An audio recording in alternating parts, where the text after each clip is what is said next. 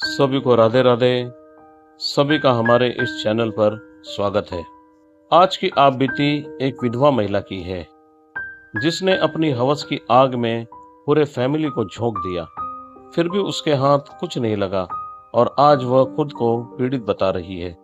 यह आप बीती हमने एक न्यूज एजेंसी में छपी कहानी से ली है। वैसे तो हम न्यूज एजेंसी की कहानियां यहाँ कम ही प्रकाशित करते हैं, क्योंकि वहां छपी कहानियां पुलिस द्वारा दर्ज की गई शिकायत पर आधारित होती है। हमारी पुलिस, एडवोकेट और कोर्ट तक कितनी सच्चाई पहुंच पाती है, यह आप लोग भली भांति जानते हैं। लेकिन हमें लगा कि इस विषय पर चर्चा होनी चाहिए, क्योंकि यह कहानी समाज के सामने लाना बहुत जरूरी है। इस मुहिम के साथ जुड़कर आप भी अपनी संस्कृति को बचाने में हमारे सहभागी बनना चाहते हैं और अभी तक चैनल को सब्सक्राइब नहीं किया है तो अभी चैनल को सब्सक्राइब करें। इस कहानी में मां के बाद बेटी से रेप कर रहा था पड़ोसी, जिसे एकलौते बेटे ने देखा तो लगा ली फांसी। दिल्ली से सटे गाजियाबाद से एक हैरान करने वाला मामला सामने आया है। यहाँ पड़ोसी के अत्याचार से परेशान एक लड़के ने अपनी जान दे दी है। बेटे की मौत के बाद मां ने पड़ोसी की पूरी करतूत बताई है। गाजियाबाद में एक महिला ने अपने पड़ोसी पर उससे व उसकी बेटी से रेप का मुकदमा दर्ज कराया है। दिल्ली से सटे राष्ट्रीय राजधानी क्षेत्र गाजियाबाद में एक बेहद चौंकाने वाली घटना सामने आई है।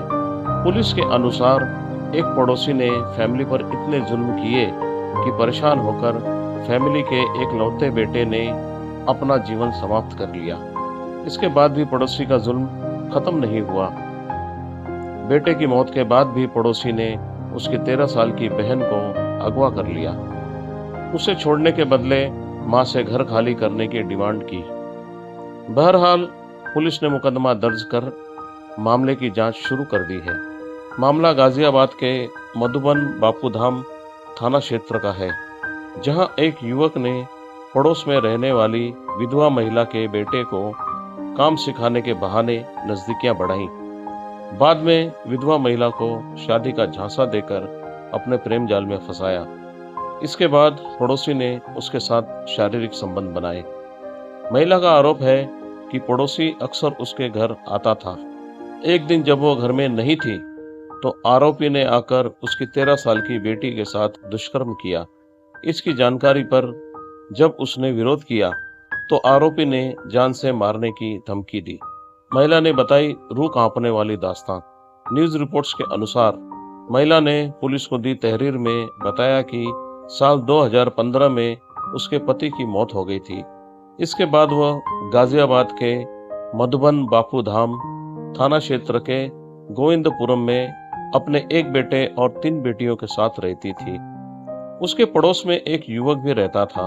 उसकी नजर महिला पर थी और महिला भी मन ही मन उसे चाहने लगी। इस बात को युवक समझ गया। फिर उस युवक ने सहानुभूति दिखाते हुए पहले उस महिला से नजदीकियां बढ़ाई और घर आने जाने लगा। फिर उसके बेटे को काम पर लगाने की बात की। बेटे को काम की जरूरत थी तो वह उसके कहे अनुसार काम करने लगा। इसके बाद बेटा करीब 2 से 2,500 रुपए प्रतिदिन कमाने लगा। हालांकि बेटे की पूरी कमाई वही युवक हड़प लेना चाहता था। शादी का झांसा देकर उसने पहले ही महिला का मुंह बंद कर दिया था, लेकिन बेटे ने इसका विरोध किया तो पड़ोसी ने महिला के फैमिली का पूरा खर्च उठाने और महिला से शादी करने की बात कही। बेटे को भी लगा कि फैमिली को एक पिता का सहारा मिल जाएगा तो उसकी माँ और बहनों का जीवन संवर जाएगा। इसलिए बेटा भी अपनी कमाई उसके हाथ देने लगा। उसके बाद पड़ोसी महिला के साथ शारीरिक संबंध बनाने लगा। महिला ने इसका विरोध नहीं किया, क्योंकि उसने शादी करने का भरोसा दिया था। इसी बीच 2 दिसंबर 2024 को जब महिला घरेलू काम से बाहर गई थी, तब घर पहुंचे पड़ोसी युवक ने उसकी 13 साल की बेटी का रेप किया और किसी को बताया तो जान से मार देने की धमकी दी। लेकिन मां के घर लौटने पर बेटी ने इस घटना की जानकारी महिला को दी तो उसके पैरों तले से जमीन निकल गई। महिला ने इस बात का युवक से विरोध जताया तो उसने आगे से ऐसी गलती नहीं करने की बात कही, लेकिन वह पड़ोसी यही नहीं रुका, वह बार बार मौका देखकर ऐसा करने लगा और महिला को छोड़ देने की धमकी देने लगा। महिला हवस की भूख और उसके प्यार में इतनी दीवानी हो गई थी कि उसने इस पाप को भी मंजूरी दे दी। फिर तो खुलेआम दोनों माँ और बेटी के साथ पड़ोसी अपनी हवस बिना रोक टोक बुझाता रहा। इसके बाद 11 जनवरी 2025 को महिला कुछ काम से घर से बाहर गई थी। इस दौरान भी पड़ोसी युवक घर पहुंच गया और 13 साल की उसकी बेटी से संबंध बनाने लगा। इसी बीच महिला का इकलौता बेटा घर पहुंच गया। बेटे ने पड़ोसी और 13 साल की अपनी बहन को आपत्तिजनक स्थिति में देख लिया। इसका विरोध किया तो युवक ने उसे जमकर पीट दिया। बेटे में उससे मुकाबला करने की हिम्मत नहीं थी।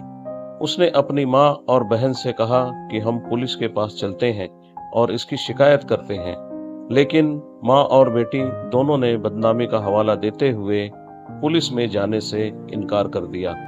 इससे उस आरोपी का मन और बढ़ गया। उसके बाद तो वह बेटे के घर में मौजूद रहते हुए भी आने जाने लगा। उसका जब मन करता माँ से और जब मन करता बेटी से संबंध बनाने लगा। बेटा यह सब देखकर बहुत अपमानित महसूस करने लगा कि इस पाप में उसकी माँ और बहन दोनों पूरी तरह आरोपी का साथ दे रही हैं। इससे आहत होकर बेटे ने फांसी लगाकर अपनी जान दे दी। बेटे के फांसी खाने के बाद पड़ोसी आरोपी अपने फैमिली समेत घर छोड़कर फरार हो गया। 5 महीने बाद फिर आरोपी ने बेटी का अपहरण कर लिया। महिला का कहना है कि उसने 5 महीने पहले भी पुलिस को मामले की जानकारी दी थी, जिसके कारण आरोपी फैमिली समेत वहां से भाग गया था, लेकिन पुलिस द्वारा उस पर कोई ठोस कार्रवाई नहीं की गई। इससे आरोपी का मनोबल बढ़ गया और 5 महीने बाद अचानक उसने महिला को फोन किया। फोन उसकी 13 साल की बेटी ने ही रिसीव किया तो आरोपी ने उससे अश्लील बातें शुरू कर दी। इस पर उसकी बेटी ने अपने भाई की तरह फांसी लगाकर जान देने की बात कही और फोन काट दिया। महिला ने बताया कि बीते 4 जुलाई को आरोपी अपने भाई, भतीजी, जीजा और अन्य लोगों के साथ अचानक उसके घर पहुंच गया और उसकी 13 साल की बेटी को उठा ले गया। इस बात की जानकारी उसने पुलिस को दी, लेकिन कोई कार्रवाई नहीं हुई। पीड़ित महिला का कहना है कि 16 जुलाई को आरोपी ने फिर फोन किया। इस दौरान बेटी को वापस लौटाने के एवज में मकान खाली करके उसके नाम करने को कहा। इसके बाद पीड़िता पुलिस आयुक्त के पास पहुंची, जहां उसने आपबीती बताई तो पुलिस के भी कान खड़े हो गए। इस मामले में कविनगर एसीपी भास्कर वर्मा ने न्यूज एजेंसी को बताया कि महिला की शिकायत पर मधुबन बापूधाम थाने में 4 लोगों पर रेप, अपहरण और पॉस्को एक्ट समेत विभिन्न धाराओं में मुकदमा दर्ज कर लिया गया है। मामले की जांच की जा रही है। जल्द ही आरोपियों को गिरफ्तार किया जाएगा। रिपोर्ट छापे जाने तक लड़की 4 जुलाई से आरोपी के कब्जे में ही थी। दर्शकों, यह सच्ची और दिल दहला देने वाली कहानी एक न्यूज रिपोर्ट में छपी खबर पर आधारित थी। इस विषय पर आपके क्या विचार हैं? क्या इस कहानी में महिला पीड़ित है या उस पड़ोसी युवक के अलावा सबसे बड़ी आरोपी ये महिला ही है? मुझे एक बात समझ नहीं आती कि लोग हवस में इतने अंधे कैसे हो जाते हैं कि उन्हें अपने ही बच्चों की जिंदगी दांव पर लगाने में जरा भी शर्म या डर नहीं लगता। यह वही लोग हैं जिनके कारण आज समाज में ऐसी वारदात आम हो गई है। हम में से भी कई लोग ऐसे कर्म कर रहे होते हैं, लेकिन सोचते हैं कि हम पकड़े नहीं जाएंगे, और जब वारदात दुनिया के सामने आती है तो नए नए बहानों से अपने आप को सही साबित करने लगते हैं। अपने पाप को किसी कहानी या मजबूरी से जोड़ देते हैं और फिर अगला जुर्म करने के लिए तैयार हो जाते हैं। बहुत बार लोग पकड़े जाने पर गुमराह करते हैं और कोई रास्ता न हो तो माफी मांगकर दोबारा ऐसा नहीं करने की बात करते हैं। ज्यादातर मामलों में यही देखा जाता है कि माफी केवल कुछ घंटे या दिनों के लिए होती है। जैसे ही मौका मिलता है दोबारा वही काम करते हैं। ऐसे लोगों को पकड़े जाने पर माफी मांगनी ही नहीं चाहिए, बल्कि खुलकर अपना जुर्म स्वीकार करके रिश्तों को समाप्त कर लिया जाए तो क्या बुरा है, क्योंकि आखिर में तो आपको एक ही तरफ रहना है, तो अपराध होने का इंतजार लोग क्यों करते हैं, मुझे नहीं समझ आता। इस केस में भी यदि महिला को वह पड़ोसी इतना ही प्यारा था तो शादी कर लेती। वैसे भी उसे अपने बच्चों की फिक्र तो थी नहीं, फिर क्यों उसने पहले अपनी बेटी को और अपने बेटे को अपनी हवस की आग में जलाया। सभी दर्शकों से मैं यह हर वीडियो में कहता हूँ कि चिंगारी आग बने उससे पहले उसे बुझा दो, और फिर भी बुझाना आपके वश में नहीं है तो खुलकर उसमें कूद जाओ, लेकिन अपने साथ साथ पूरे परिवार को और समाज को मत झोंको। यही सभी से मेरी प्रार्थना है। दर्शकों, यदि आपको लगता है कि यह कहानी सुनने के बाद कुछ मामलों में कमी आ सकती है तो इसे लाइक और शेयर करें।